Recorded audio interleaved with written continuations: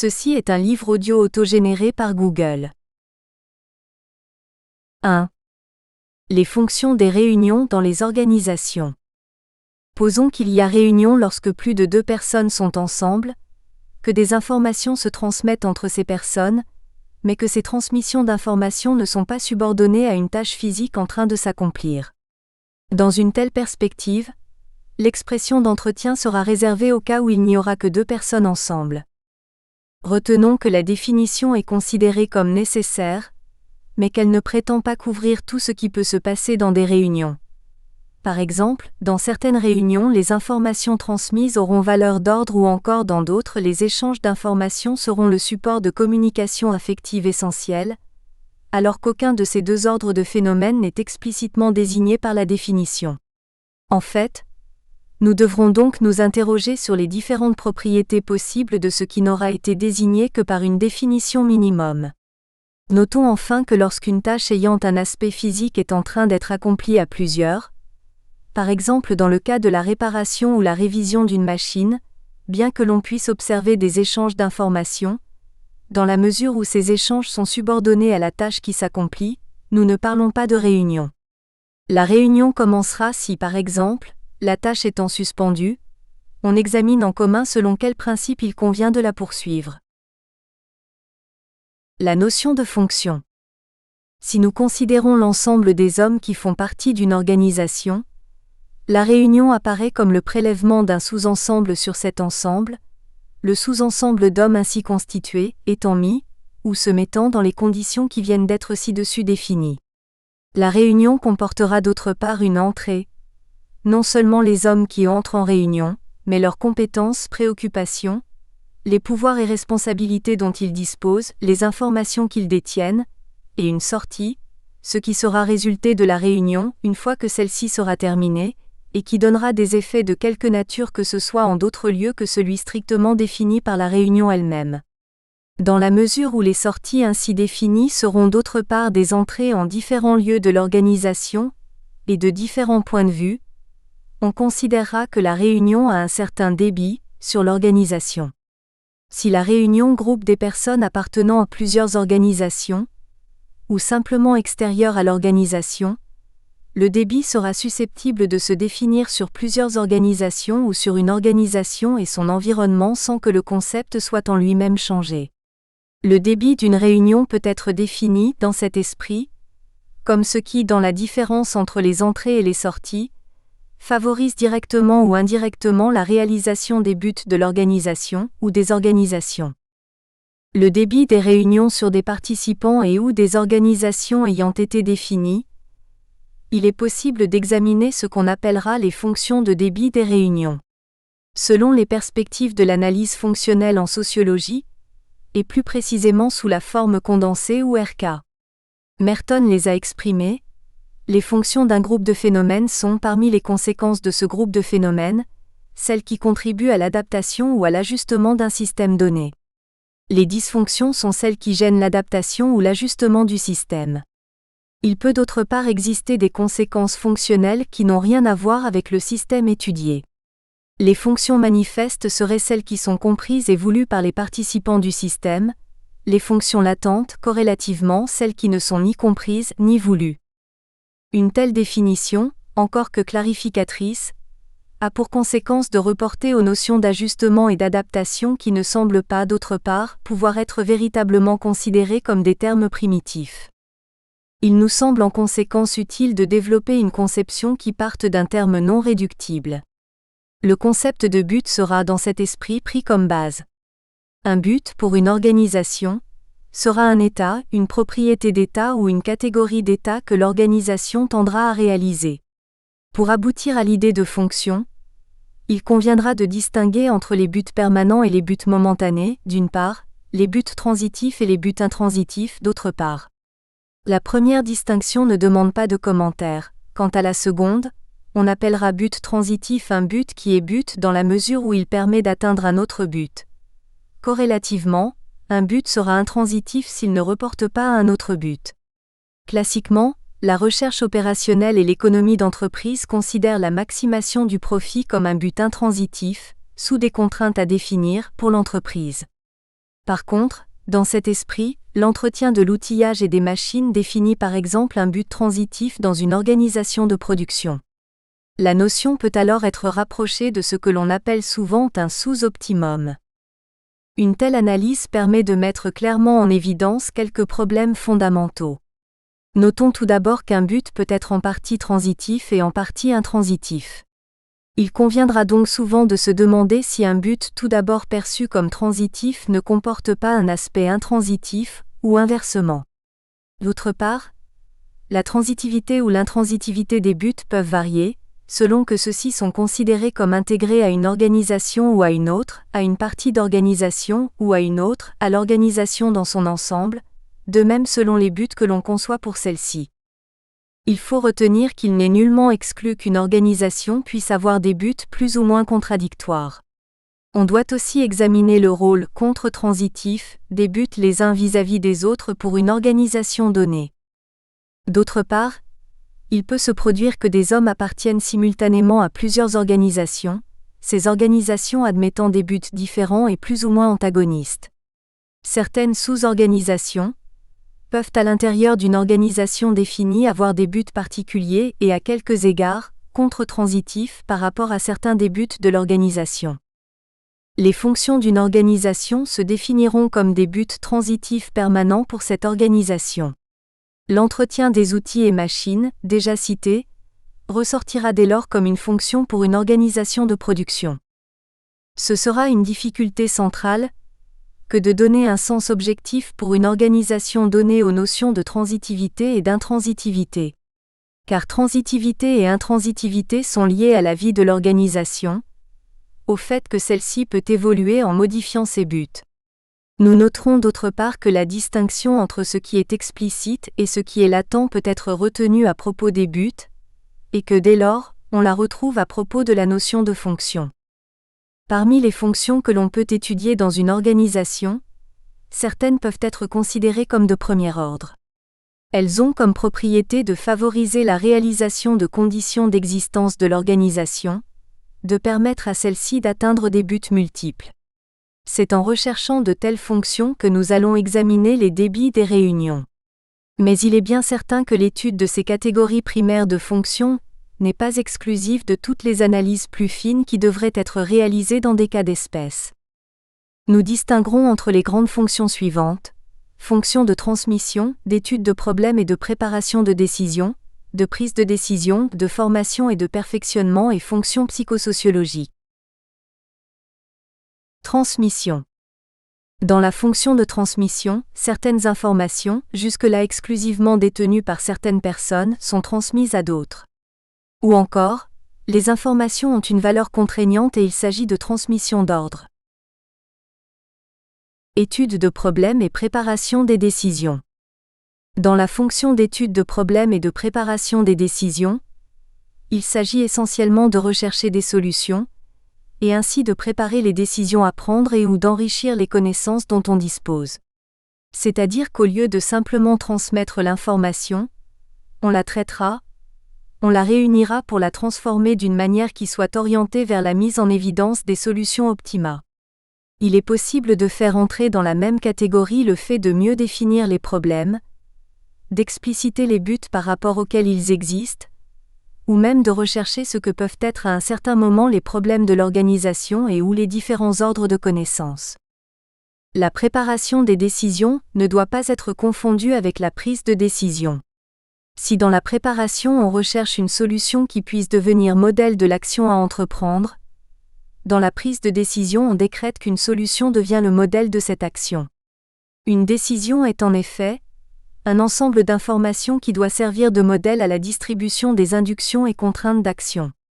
Prendre une décision, c'est émettre un tel modèle et mettre fin à ce qui a été la préparation de cette décision. Dans cet esprit, on peut retenir qu'un responsable peut demander à la réunion de ses collaborateurs de préparer une décision, sans leur confier le soin de prendre celle-ci, mais au contraire se réserver cette prise de décision terminale. Ce qui ne voudra pas dire que le groupe ainsi réuni n'aura pas pris certaines décisions. Il aura pris des décisions d'un autre ordre. Par exemple de proposer certaines solutions plutôt que d'autres, ou encore d'opter parmi diverses méthodes de travail qui lui semblaient au départ possibles. On peut aussi se proposer d'étudier des problèmes en réunion, sans que pour autant on y prépare des décisions. Dans un tel cas, la fonction est d'étude de problème. L'organisation dans laquelle se tient la réunion doit alors admettre, d'une manière explicite ou latente, l'étude prise en tant qu'elle aide à l'accroissement de connaissances. C'est le cas dans les réunions pédagogiques.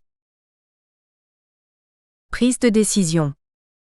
De nombreuses organisations industrielles, commerciales ou administratives, utilisent des réunions de préparation des décisions sans admettre formellement, au moins en ce qui concerne l'essentiel de leurs différents échelons hiérarchiques, de réunions de prise de décision. Mais ceci, dans la mesure où les processus de prise de décision en groupe sont ressentis par beaucoup comme ayant une grande importance sociale, ne doit pas nous empêcher de nous arrêter un instant sur les problèmes ainsi évoqués. Il est possible de considérer les cas de structure hiérarchique de prise de décision comme une modalité de prise de décision en groupe. On pose alors que les décisions prises par un membre désigné du groupe sont décisions pour le groupe. Une modalité de prise de décision est le vote. Celui-ci peut désigner là où les personnes qui auront à prendre les décisions. Il peut simultanément désigner les buts généraux que les personnes nommées devront tendre à atteindre par les décisions qu'elles auront à prendre. Mais il peut aussi directement porter sur les décisions. On sait que Condorcet avait montré que, sous certaines conditions, le vote ne permet pas d'aboutir à une décision. L'étude de la prise de décision démocratique a été généralisée par Arrow. Si un certain nombre de personnes affectent un ordre de préférence à un ensemble de décisions, il conviendrait de faire correspondre à chacune des combinaisons ainsi envisageables un ordre de préférence qui soit l'ordre pour le groupe, correspondance qui, d'autre part, satisfasse aux conditions de la décision démocratique. Cependant, Arrow a montré qu'il était impossible de saturer simultanément 4 axiomes retenus comme définissant la décision démocratique 8. On doit se demander d'autre part si les jeux, au sens de la théorie des jeux, ne constituent pas des procédures de prise de décision. Si nous considérons 2 joueurs qui jouent à un jeu d'argent, dans le cas par exemple d'un jeu à somme nulle, qui l'un et l'autre ont à choisir entre différentes stratégies, et qui cherchent à rendre leur gain optimal, ils auront chacun à décider de choisir une stratégie. Cependant, l'ensemble des décisions sera susceptible d'apparaître comme une décision complexe, qui apporte une certaine conclusion au jeu. D'une manière générale, les différentes modalités des jeux, à 2 ou à n personnes, coopératifs ou non coopératifs, à somme nulle ou à somme non nulle, apparaîtraient comme des procédures de prise de décision. On retiendra alors que des jeux ou des parties de jeux peuvent se jouer en réunion. Le problème général des décisions, dans le cas où les acteurs concernés par celles-ci ont des buts liés en partie par des fonctions inverses, est ainsi posé. Dans une catégorie de ces cas, les acteurs ne connaissent réciproquement leurs décisions que celles-ci une fois prises, ou encore par les conséquences de celles-ci. En principe, les réunions sont alors exclues. Mais dans une autre catégorie de cas, et encore que les buts restent au moins en partie contradictoires, les acteurs sont susceptibles de se réunir. On doit alors admettre que sauf obligation imposée d'autre part, soit chaque acteur perçoit qu'il peut prendre quelque avantage sur l'autre au cours de la réunion, soit encore les risques d'une lutte sans communication semblent plus grands que ceux d'un échange, plus ou moins restreint, soit enfin une possibilité de but commun ou complémentaire est ressentie suffisamment, sans exclure les combinaisons possibles entre ces différentes perspectives. De toute manière, si dans ces cas des décisions ne sont pas prises au cours des réunions, celles-ci auront eu une fonction de transmission d'informations ou de préparation de décisions. Si au contraire des décisions y sont prises, il s'agira d'évidence de réunions de prise de décision.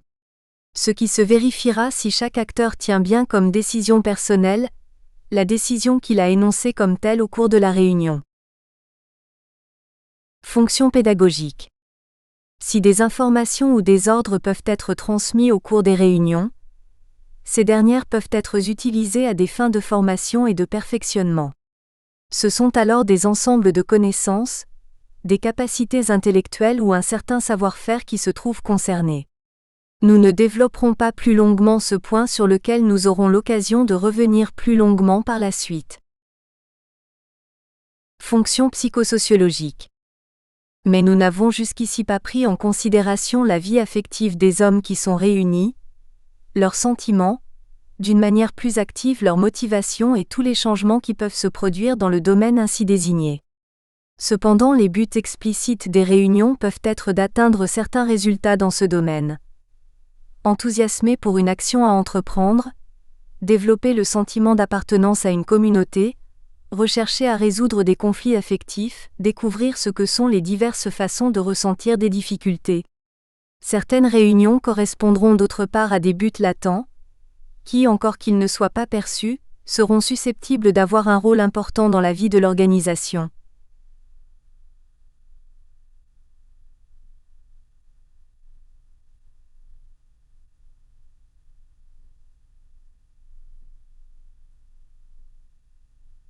Rassurer contre des anxiétés communes, permettre à des tendances agressives de s'exprimer sous une symbolique collective, défendre contre des menaces qui sont inconsciemment ressenties par les participants, assurer une adaptation progressive à des changements dans les rapports humains. Désignons par le terme ouvert de fonction psychosociologique, ce qui vient d'être ainsi mis en évidence. Dans ce cas, le but explicite ou latent des réunions sera de réaliser certaines conduites des hommes ou des groupes d'hommes. 2. Efficacité et typologie des réunions. L'analyse qui vient d'être réalisée doit permettre d'aborder le problème de l'efficacité des réunions d'une part, celui de leur typologie d'autre part. Si l'efficacité se détermine par rapport à un but considéré en tant que critère, l'étude des fonctions des réunions nous donne directement des critères par rapport auxquels il sera possible de juger de leur efficacité. Si nous estimons par exemple qu'une réunion doit être essentiellement de transmission d'ordre, c'est à partir de la manière dont les ordres ont été transmis que nous jugerons de l'efficacité de cette réunion. Sans doute le problème du bien fondé d'une telle perspective devrait avoir été posé et résolu dans tout cas particulier. Était-ce justifié de donner à cette réunion une fonction de transmission d'ordre ?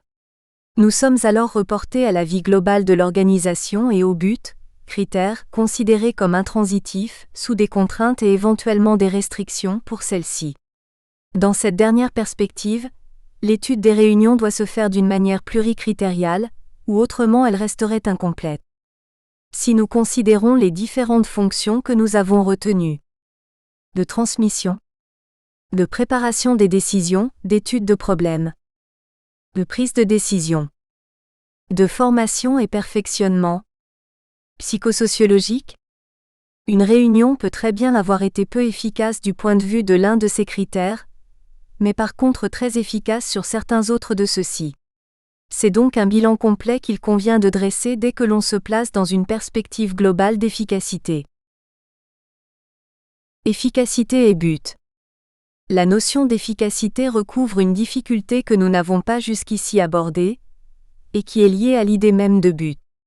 Nous avions en effet reproché à la définition donnée de la fonction par Merton de nous renvoyer aux notions en elles-mêmes complexes d'ajustement et d'adaptation, ce qui au moins en partie ne faisait que reporter la difficulté de la définition. Nous avons alors proposé de prendre comme concept primitif la notion de but, dont nous avons tenté de donner une définition axiomatique simple. Mais il faut maintenant se demander si la notion de but, sous la définition que nous lui avons donnée, permet d'aboutir à des schémas explicatifs, et s'il est possible de passer de ces schémas à la notion d'efficacité telle que nous venons d'utiliser celle-ci. Sans pouvoir développer l'étude des problèmes ainsi posés, ce qui nous conduirait à examiner des aspects essentiels d'une théorie des organisations, il est possible de donner quelques justifications de la perspective dans laquelle on s'est placé. Notons tout d'abord que la définition donnée du concept de but est fidèlement descriptive d'une propriété principale des organisations. On observe en effet que dans les systèmes sociaux certains états et certaines propriétés d'état tendent à se produire et à se maintenir. Cependant, la valeur descriptive d'un concept ne lui donne pas nécessairement une vertu explicative. En fait, nous devrons nous demander maintenant pourquoi un système social admet des buts. Des premiers éléments de réponse seront fournis en observant que ces systèmes sont caractérisés par l'existence de nombreuses interdépendances multidimensionnelles. Si en effet l'existence de certaines catégories d'états est liée simultanément à des variables de différentes natures, cette surdétermination rend justifiée l'existence de ces catégories d'états. Il y a plus, la structure des organisations est en effet d'une telle nature que celles-ci admettent des phénomènes de régulation. Lorsque l'on s'éloigne de certains états, le jeu des phénomènes qui se déroulent alors tend à ramener vers les états d'où l'on est parti. On peut alors parler d'équilibre stable, ou même d'équilibre ultrastable, dans la mesure où les mécanismes mis en jeu sont multidimensionnels. L'efficacité est alors efficacité de cette régulation. Dans la mesure cependant où les propriétés des états sur lesquels le système est régulé évoluent, mais évoluent en conservant au moins les propriétés fondamentales qui permettent au système transformé d'exister, il sera possible de parler des conduites du système. Ces conduites s'exprimeront, se réaliseront, à travers certains buts et elles seront rendues possibles par des buts transitifs permanents, des fonctions. L'efficacité peut ainsi s'exprimer par le degré auquel ces fonctions sont remplies. Cependant, comme il vient d'être noté, les conduites du système peuvent changer, ce qui change alors aussi la manière dont les fonctions doivent être réalisées. Le concept d'efficacité reste donc un concept ouvert. Si les critères d'efficacité des réunions ont été donnés par l'analyse de leurs fonctions, cette même analyse peut conduire à une typologie. Selon les fonctions qui seront ou ne seront pas remplies, on aura en effet un type ou un autre type de réunion. On retiendra que si les 4 dernières fonctions entre lesquelles nous avons distingué peuvent exister ou ne pas exister, la fonction de transmission existe nécessairement puisqu'elle rend la réunion possible. Il s'agit d'une fonction définissante. D'après les indications qui viennent d'être données, il est alors possible de distinguer entre les grands types de réunions suivants. Réunions de transmission. Ces réunions ont idéalement comme seule fonction la fonction de transmission. En particulier, la réunion n'est pas dans ce cas un lieu de préparation ou de prise de décision. On distinguera entre la réunion d'information dans laquelle une personne donne de l'information aux autres participants, la réunion de transmission d'ordre dans laquelle l'information émise est contraignante, la réunion d'enquête où une personne recherche de l'information auprès des autres participants, et enfin d'échange où les différentes personnes réunies échangent de l'information. Réunion de transmission pédagogique. Ainsi que nous l'avons déjà noté précédemment, plus que de l'information, c'est une véritable formation que l'on peut viser à transmettre. Cependant, dans le cas de la transmission pédagogique, comme nous le verrons par la suite, la notion de modèle à transmettre est essentielle. Le pédagogue informe l'enseigné de la forme qui doit être transmise, et que ce dernier doit s'attacher à former en partant des informations reçues. Mais il faut retenir que la pédagogie peut viser à transmettre autre chose que du savoir ou du savoir-faire. On dit ainsi souvent qu'il convient de développer des qualités de caractère, des vertus sociales, ou encore que l'on doit viser à former des hommes. Cependant, dans la mesure où l'on vise essentiellement par là à ce que la conduite future des enseignés soit conforme à certains modèles et à certaines règles, on doit considérer que la transmission est bien l'action pédagogique essentielle. La nécessité de conformer les conduites qui devront être celles des élèves à la forme qu'on estime souhaitable ou nécessaire, prend bien la signification d'une transmission, dans le temps et à travers la collectivité. Par contre, si l'on entend que la pédagogie doit développer chez les élèves certaines propriétés centrales, qui doivent être à l'origine de conduites à la fois adaptatives et prospectives, mais qui ne sauraient être définies ni atteintes à travers la stricte conformité à des conduites spécifiées, alors la notion de transmission ne saurait résumer ni même caractériser l'essentiel des activités pédagogiques. Plus encore si l'on estime que la pédagogie ne peut ni ne doit pour l'essentiel les développer directement, mais viser simplement à réunir les conditions où leur dynamisme propre peut se déployer en s'orientant par lui-même.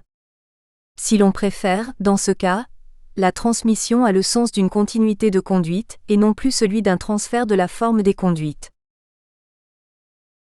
Réunion de discussion. Les réunions de discussion ont comme fonction la préparation ou la prise de décision. Dans un paragraphe suivant, nous aurons l'occasion d'examiner différentes modalités des réunions de discussion, et nous ne nous étendrons donc pas plus longuement ici sur cette question. Il convient simplement de souligner que dans la réunion de discussion, le lieu de préparation de la décision devient le groupe. Mais ceci ne préjuge en rien de l'importance des décisions dont la préparation est alors remise à la réunion. La réunion de discussion est essentiellement, sous cet aspect, une réunion d'études. Les décisions qui seront préparées par les études ainsi réalisées peuvent être très proches ou au contraire ne se situer qu'à un horizon lointain. Nous avons même vu qu'à l'extrême, la réunion dans une organisation de recherche ne se donnait comme fin que la simple étude de problèmes posés. On retiendra que la réunion de discussion peut avoir un but pédagogique. Dans un tel cas, il s'agira de faire par exemple découvrir par la discussion certaines connaissances qu'on désire faire acquérir aux participants à la réunion. La pédagogie, au lieu de se présenter sous une forme expositive, ainsi que c'était le cas dans les réunions de transmission pédagogique, deviendra, dans ce cas, interrogative ou active. Mais l'acquisition de certaines connaissances par leur découverte en commun ne constitue pas le seul intérêt pédagogique des réunions de discussion. Nous touchons ici à un aspect essentiel de notre sujet, sur lequel nous allons nous centrer plus loin dans le texte qui suit.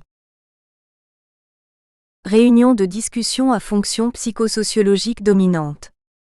Si nous considérons une famille qui le soir converse après le dîner, il arrivera que dans la réunion ainsi envisagée on soit véritablement en train de préparer une décision. Réflexion sur le choix d'une nouvelle demeure, examen en commun des avantages comparés de différentes régions où l'on peut espérer passer de prochaines vacances. Mais toutes les veillées familiales ne sont pas ainsi des réunions de préparation de décision. Faut-il alors penser que toutes ces réunions, où l'on ne prépare pas de décision, n'ont pas de fonction? Ce serait évidemment une erreur de le croire. En fait, c'est au cours de bien de ces réunions que la famille se fait exister affectivement et maintient son existence. Nous retrouvons ici la fonction psychosociologique que nous avions précédemment mise en évidence. Mais cette fonction sera bien souvent difficile à sentir au moment même où elle se réalise. D'autre part, elle sera intensément présente alors même que l'on préparera ou prendra des décisions. Enfin, informer ou s'informer, donner des ordres ou les recevoir, donner à apprendre ou faire découvrir sont en dehors de leur sens opératoire, des actes humains significatifs ressentis d'une certaine manière par ceux qui les vivent. On voit ainsi qu'il est souvent difficile de mettre en évidence un type de réunion qui illustrerait d'une manière tranchée la dominance de la fonction psychosociologique. Mais on doit retenir qu'il existe des réunions où les participants trouvent satisfaction principalement dans et par la réunion elle-même. Réunion d'influence. Nous avons vu que le lieu de préparation de la décision est dans la réunion de discussion, le groupe réuni. Supposons cependant que le responsable d'une organisation réunisse ses principaux collaborateurs de manière à, leur faisant discuter d'un problème, les amener à une certaine conclusion qu'il a fixée par avance. Sans doute, dans un tel cas, son propos n'est pas de leur imposer directement cette conclusion. Il est de les amener à celle-ci. Il est cependant clair que le groupe réuni n'aura pas de fait la même autonomie que dans le cas où, par exemple, le conducteur de la réunion n'aurait pas vu de solution préconçue, ou encore en ayant une n'aurait en rien essayé de conduire le groupe vers celle-ci. En effet, il faut retenir que l'animateur de la réunion possède des facilités particulières pour orienter la discussion dans un sens ou l'autre, ou encore que ses interventions peuvent aisément devenir décisives. Dans les cas que nous venons de définir, nous parlerons de réunion d'influence. En effet, le groupe est bien toujours groupe de préparation de décision, mais il réalise ce travail sous l'influence de son conducteur de groupe. Retenons cependant que par définition, nous réserverons l'expression de réunion d'influence au cas où il n'y aura pas d'antagonisme ou de contradiction de but entre le conducteur de groupe et le groupe. Dans cet esprit, un pédagogue qui amènerait un groupe, par la manière même dont il conduit les discussions de ce groupe, à découvrir les vérités qu'il lui doit enseigner réaliserait des réunions d'influence pédagogique.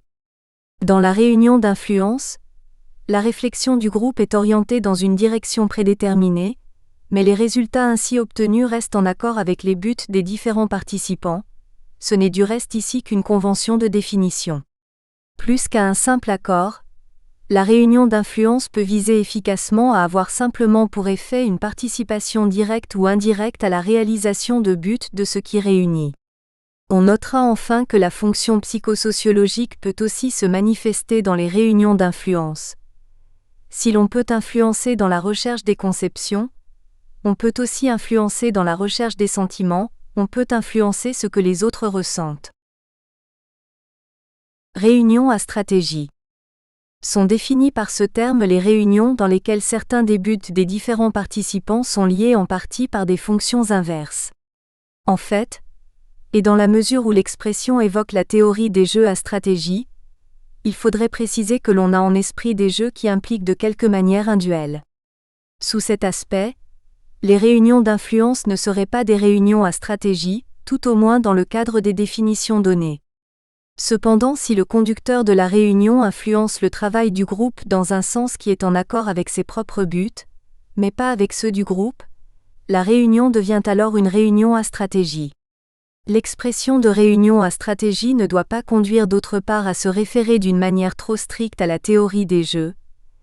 Les situations de réunion, ou d'une manière générale les situations dans lesquelles prennent place les réunions ici dites à stratégie ne se prêtent pas nécessairement à l'axiomatisation et à la formalisation de la théorie des jeux à stratégie, sous ses développements actuels. On retiendra que, dans la théorie des jeux, les buts des joueurs sont donnés avec la situation de jeu que ceux-ci ont à résoudre.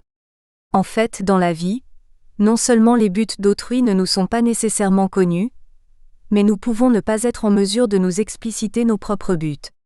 On retrouverait ici la distinction entre les buts explicites et les buts latents. Le problème de l'élucidation des buts est un problème fondamental. D'autre part, les buts sont susceptibles d'évoluer. Plus particulièrement, les interactions entre les acteurs peuvent être la source de changements dans leurs buts. Il résulte de ce qui précède qu'une réunion peut être à stratégie alors que l'on n'en a pas conscience, et que personne même n'en a conscience, ou encore qu'une réunion peut cesser d'être à stratégie, ou le devenir, selon la manière dont les buts de chacun évoluent. 3.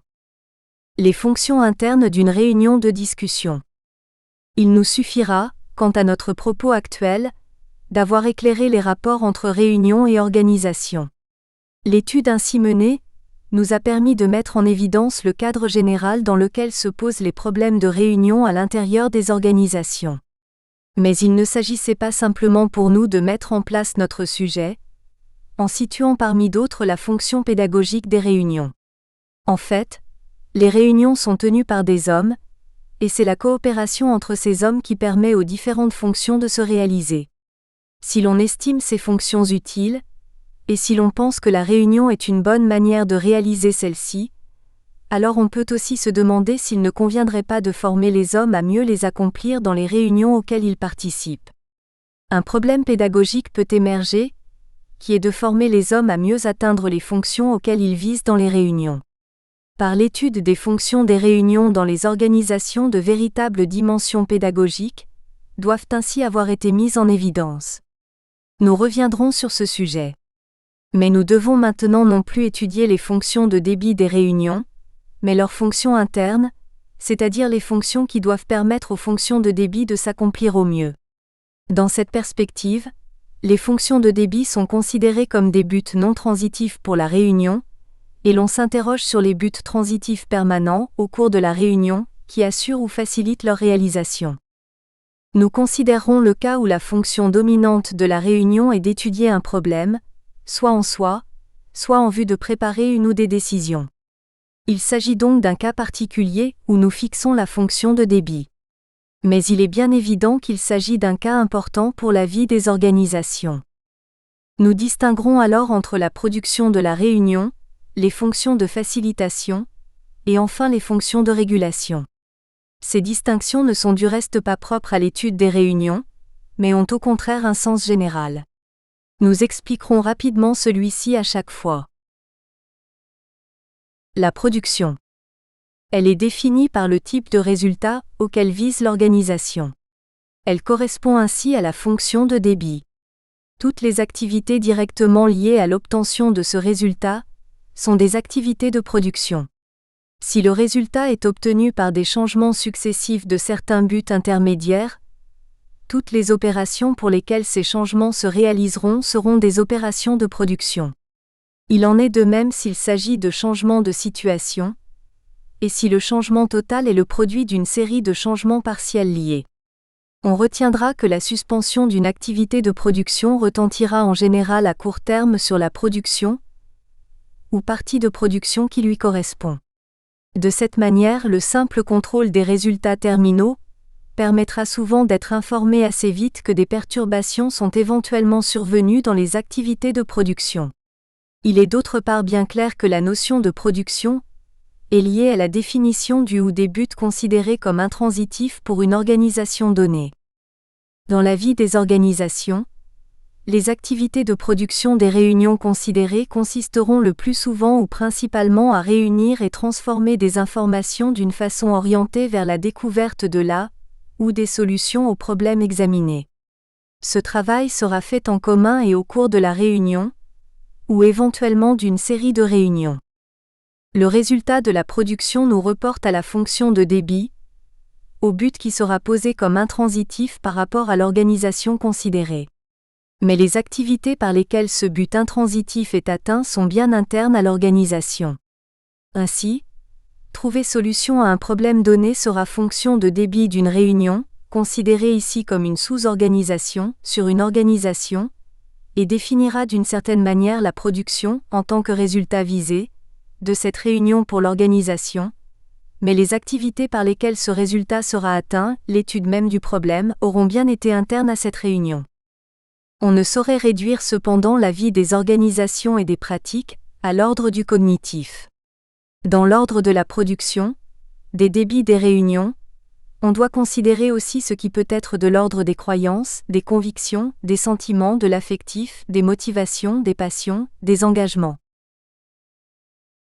La facilitation.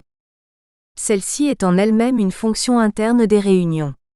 Il ne s'agit plus d'une fonction des réunions, sous-organisation, dans une organisation, fonction de débit, mais d'une fonction qui doit permettre à la ou aux fonctions de débit de s'accomplir au mieux. Les divers aspects de la facilitation correspondront ainsi à des buts transitifs importants pour la réunion, pour que celle-ci atteigne son ou ses buts S considérés S comme intransitifs S. D'une manière générale, les activités de facilitation seront des activités qui permettent à la production de s'accomplir au mieux et avec le moins de peine, et qui lui assurent sa continuité. Dans ce sens, le service d'entretien dans une usine accomplira une activité de facilitation. Dans les réunions ayant principalement pour débit l'information, les conceptions, les croyances, les connaissances, les activités de facilitation seront celles qui permettront de réunir et de transformer au mieux les informations, dans le sens de l'élaboration des solutions les meilleures, avec le moins de peine et en diminuant les risques d'une interruption de la tâche. On retiendra que le plus souvent, la cessation des activités de facilitation ne retentira sur la production qu'à moyen ou long terme. Par exemple, si l'on cesse d'entretenir une machine et selon les caractéristiques de celle-ci, l'interruption de la production peut ne se produire qu'après un temps plus ou moins long. Le contrôle des résultats bien souvent n'alertera que trop tardivement à propos des défauts de facilitation. D'autre part, les conséquences de ces défauts peuvent être souvent graves ou très graves. On peut distinguer à propos de la conduite des discussions entre les différentes fonctions de facilitation ci-dessous. Donner une enveloppe suffisante du problème et des buts par rapport auxquels celui-ci existe. Expliciter sa définition. Aboutir à une commune perception de cette définition. Les conditions de travail ne seront en effet pas satisfaisantes si l'on se réfère à des perceptions différentes du problème, ou si la définition de celui-ci n'est pas suffisamment pertinente. Préciser la fonction de débit de la réunion. Celle-ci est déjà ici fixée dans sa généralité, puisque nous étudions principalement et justement les réunions ayant comme but l'étude des problèmes, la préparation des décisions. Cependant, cette fonction peut admettre des modalités différentes. Traiter entièrement le problème afin d'aboutir à une solution précise et détaillée, ou au contraire susciter de premières réactions à son propos et se contenter de les enregistrer, ou encore se mettre d'accord sur une méthode de travail qui devra être utilisée par la suite. Pour une réunion donnée, il sera donc utile de définir d'une manière assez précise celle de ces différentes modalités dans laquelle on se trouve placé. Se référer à une méthode de travail, et éventuellement à un plan commun. La stratégie de progression dans l'étude du problème doit être suffisamment commune. En effet, Si chacun suit une progression particulière et sans qu'il existe de coordination entre les différentes progressions, les chances d'aboutir en groupe à la solution sont faibles. Une condition générale de progression est que, non seulement on dispose d'une conception commune du problème traité, ainsi que d'une méthode pour le traiter, mais encore qu'on ne s'écarte pas de ce problème et que la méthode soit effectivement utilisée. Il conviendra donc de maintenir la discussion sur le problème, et à l'intérieur de la méthode. Tirer à chaque moment où la progression le rend utile les conclusions intermédiaires. La solution terminale ne sera en effet atteinte qu'après que l'on soit passé par un certain nombre d'étapes, et chaque étape, pouvant être préparatoire des étapes postérieures, doit être suffisamment assurée pour que l'on puisse poursuivre la progression. Plus rigoureusement, on dirait qu'il convient d'introduire dans la mémoire active du groupe l'acquis utile à sa progression vers la solution. Tirer évidemment la conclusion terminale. Cependant, chaque acquis nouveau change la situation dans laquelle on se trouve vis-à-vis du problème et de sa solution. On ne savait pas certaines choses et on les connaît maintenant. Ceci implique que le chemin à parcourir n'est plus le même. Dans certains cas, ceci voudra simplement dire qu'il a été diminué de la progression qui vient d'être réalisée, mais que la conception des conditions générales dans lesquelles on se trouve comme de ce qui reste à faire ne change pas. Dans d'autres, au contraire, le nouvel acquis va modifier les perspectives. La situation dans laquelle on se trouve placé après la solution intermédiaire n'est pas celle où l'on supposait devoir être, et les démarches que l'on avait envisagées pour succéder au moment où cette conclusion intermédiaire serait obtenue ne sont plus justifiées. Il convient alors de s'informer plus entièrement de la nouvelle situation où l'on est placé et d'élaborer les éléments d'un nouveau schéma de progression. Nous désignerons ces démarches, différentes de l'acte par lequel on tire les conclusions intermédiaires, par l'expression de « faire le point ». Dans le langage des machines à calculer, ce que nous venons d'expliquer correspondrait à la notion d'instruction conditionnelle. Selon qu'une relation est vérifiée ou ne l'est pas, un calcul doit être exécuté ou ne pas l'être, ou encore c'est un calcul plutôt qu'un autre qui doit être réalisé, mais dans le cas d'un programme entièrement fixé, tous les traitements entre lesquels il faut choisir à partir d'un certain résultat sont déjà fixés et strictement liés aux différents résultats prévus. Il n'en est évidemment pas de même, en général, dans l'étude d'un problème au sens où nous l'envisageons ici. Les moments où il devient nécessaire de faire le point, dans le sens ci-dessus défini, ne se produisent pas seulement dans les circonstances qui viennent d'être décrites. D'une manière générale, lorsque la discussion ne progresse plus, il peut devenir utile ou nécessaire de renouveler les perspectives et de changer le mode d'approche. Cette nécessité peut devenir d'autant plus grande que l'inefficacité de la discussion et le sentiment de cette inefficacité peuvent avoir, comme effet induit une désaffection de plus en plus grande vis-à-vis de la tâche commune. La discussion fonctionne alors en quelque sorte à l'envers, c'est-à-dire qu'au lieu que sa poursuite rapproche directement ou indirectement de la solution, plus on discute, plus on s'éloigne de celle-ci et des conditions favorables à sa recherche. Dans le cas où la discussion ne progresse plus, il peut devenir nécessaire de changer la méthode de travail, d'élaborer une nouvelle forme de progression. Si, au cours d'une discussion, certaines personnes présentes et normalement prévues pour prendre part à celle-ci, ne participaient pas au travail en commun, la discussion serait considérée comme incomplète. Une trop grande inégalité dans les apports, dans la mesure même où la composition du groupe est d'autre part justifiée, risque de laisser de côté des aspects importants du problème traité. Il conviendra donc que l'équilibre des différentes participations soit réalisé d'une façon suffisante. D'une façon plus générale, il convient de favoriser les apports de chacun au travail commun. Faire participer implique d'autre part une synchronisation entre les activités de chacun.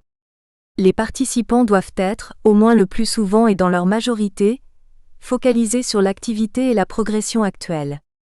Ce qui est fait à chaque moment dans le groupe pour progresser doit correspondre à un lieu commun de l'attention. En principe, chacun doit être attentif à ce qui est apporté chaque moment, de manière à ce que l'on puisse en tirer parti. En effet, si les apports ne sont pas enregistrés activement, s'ils ne sont pas repris, alors la discussion ne progresse pas. Non seulement, au cours de la réunion de discussion, les différents participants sont associés à un travail en commun qui consiste à étudier un problème et lui trouver des solutions, Mais encore ils peuvent vivre des sentiments d'une nature ou d'une autre vis-à-vis de ce problème ou tel de ses aspects. Il peut être utile dans la fin même d'étudier le problème, d'amener ces sentiments, ainsi que différentes motivations qui peuvent être mises en jeu, ou des perceptions à coloration affective à s'exprimer et se confronter. Mais il faut retenir que nous touchons ici à un domaine qui peut nous amener à sortir de la fonction de stricte étude de problème, pour pénétrer dans la fonction que nous avons appelée psychosociologie.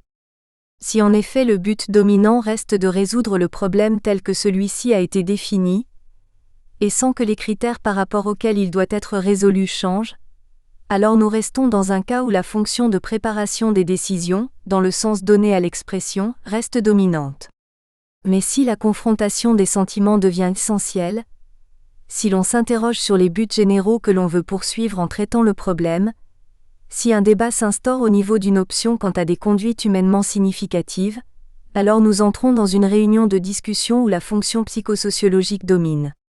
Bien sûr, les cas mixtes, où il est impossible de savoir si l'une ou l'autre fonction joue le rôle principal, ne sont nullement exclus. Dans la pratique, l'une ou l'autre des fonctions resterait du reste présente à quelque degré. Notons d'autre part que, et en nous plaçant cette fois non plus au niveau des fonctions de débit de la réunion, mais au niveau actuellement étudié des fonctions internes, cette dernière catégorie d'activité doit être considérée comme intermédiaire entre facilitation proprement dite et régulation. La facilitation est essentiellement constituée par la recherche des conditions qui favorisent directement la progression en commun vers les solutions, progression qui se réalise en réunissant et traitant de l'information. Comme nous allons le voir, la régulation concerne ce qui est vécu dans le groupe, ses états psychologiques et sa dynamique. Or nous venons d'envisager des états psychologiques vécus dans le groupe, mais qui concernent directement le problème. Quelles sont les façons de ressentir, les sentiments, les motivations qui sont expérimentées dans le groupe ? Nous espérons que vous avez apprécié cet aperçu. Pour continuer à écouter ce livre audio sur Google Play Livres, utilisez le lien dans la description de la vidéo.